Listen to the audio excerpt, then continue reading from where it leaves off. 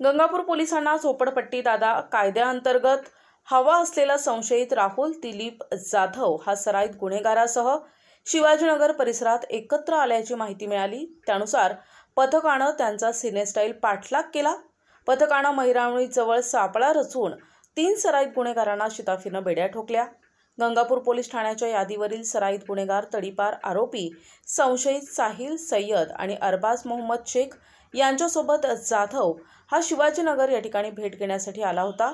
हे सराईत गुन्हेगार गंगापूर पोलिसांना पाहिजे होते। त्यांच्यावर यापूर्वी खून, खुनाचा प्रयत्न, जबरी चोरी, गंभीर स्वरूपाची दुखापत, जाळपोळ, खंडणी, दंगल, शस्त्रे बाळगणे अशा गंभीर स्वरूपाचे गुन्हे दाखल आहेत। अंमलदार सुजित जाधव यांना याबाबतची माहिती मिळाली।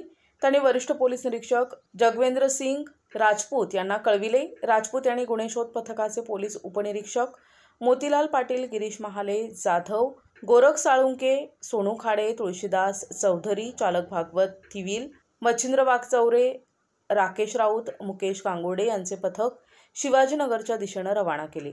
पथकानं सापळा रचून तिघांना ताब्यात घेण्याचा प्रयत्न केला असता त्यांना पोलीस आल्याची चाहूल लागली असता सातपूर त्र्यंबक रोडनं अंधाराचा फायदा घेत दुचाकीनं धूम ठोकली होती। पोलिसांनी शेतात लपलेल्या तिघांना शोधून काढत गंगापूर पोलीस ठाण्यात आणले। प्रतिनिधी गुड्डू शेख, दिशा न्यूज, नाशिक।